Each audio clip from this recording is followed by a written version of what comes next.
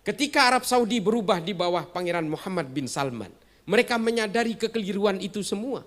Dan mereka meratifikasi hukum agama yang menjadi hukum negara. Coba bayangkan, dulu mereka menganggap yang paling benar. Tapi setelah konsumsi itu selesai, Saudi sudah merdeka, Saudi sudah berdaulat, dan Saudi sudah kaya raya, ajaran itu ditinggalkan sekarang. Dan mereka sudah mengubah semua usul-usul fikih yang dijadikan hukum negara. Termasuk perempuan boleh keluar negeri tanpa mahram. Perempuan sudah boleh berpendidikan, perempuan sudah boleh bekerja, perempuan sudah boleh nyetir mobil. Jadi supir Grab juga sudah bisa hari ini. Dan orang-orang Saudi sudah tidak membuat pemisahan-pemisahan antara laki-laki dan perempuan di mal misalnya. Bahkan mereka sudah mengadakan konser musik di Riyadh. Mereka sudah membuka gedung bioskop dan sebagainya. Manusia tidak bisa kalau kemudian memaksakan hidup sama seperti abad ke-8, ke-9 dan sebagainya. Karena peradaban manusia ini tidak bisa dicegah. Ini yang terjadi di Arab Saudi hari ini.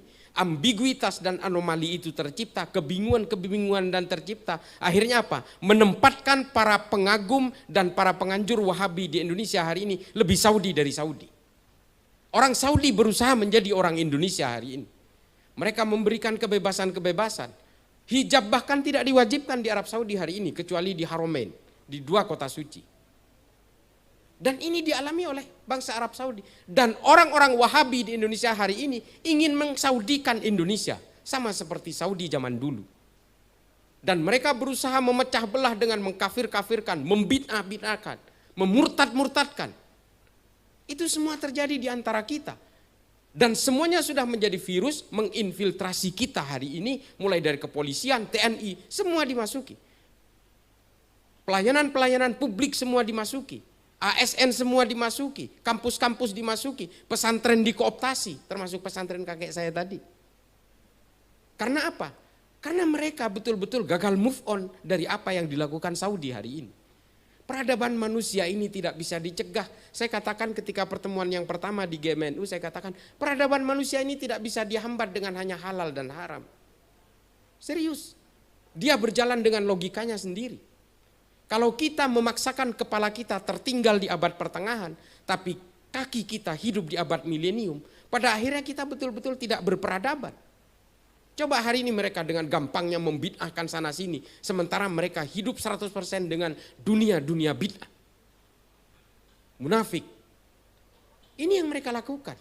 Mereka hanya menyerang ajaran-ajaran NU, ajaran-ajaran Nahdliyin, orang-orang yang betul-betul menghargai perbedaan. Orang-orang yang ingin mengglorifikasi Kanjeng Nabi Muhammad dengan maulidan dan sebagainya. Sementara mereka bergelimang dengan ajaran-ajaran bid'ah sebenarnya. Mereka tidak memahami akar genealogi historik bagaimana Wahabi itu diciptakan. Semua ini tidak lepas dari berbagai hegemoni politik. Dan hari ini mereka berusaha seolah-olah bisa menghegemonisasi. Berusaha menghomogenisasi.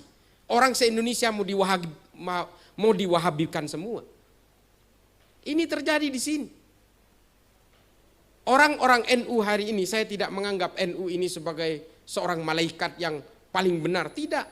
Semua orang berkeyakinan pasti paling benar. Persoalannya adalah sejauh mana kita bisa mengaku ajaran kita yang paling benar tanpa harus menyalah-nyalahkan keyakinan orang lain. Persoalan dari kelompok Salafi Wahabi ini, di satu sisi dia mengaku yang paling benar, di satu sisi yang lain dia mengharam-haramkan dan mengkafir-kafirkan orang yang berbeda dengan mereka. Ini adalah konsep Wahabi pertama ketika Arab Saudi ingin memerdekakan diri dari kekuasaan-kekuasaan politik di Arab pada zamannya. Dan ini dilakukan di negara kita yang betul-betul menurut saya ini sudah adem ayem. Tidak heran kemudian saya sering bercerita bahwa saya sering bertemu dengan kelompok-kelompok teroris yang baru ditangkap. Saya jamin 100% mereka penganut faham Salafi Wahabi. Mari kita buka-bukaan data. Saya yang ketemu dengan teroris-teroris itu, udah ratusan. Dan semua sama dengan mereka. Mengharamkan wayang juga, mengharamkan musik juga, mengharamkan maulidan juga, mengharamkan tahlilan juga. Dan mengharamkan berbagai gerakan-gerakan intimasi sosial masyarakat. Mereka intinya adalah ingin menyamakan antara kita dengan mereka. Kalau yang berbeda mereka kafirkan. Selesai. Konsep mereka sesederhana itu. Apakah paham seperti ini yang akan kita jalankan?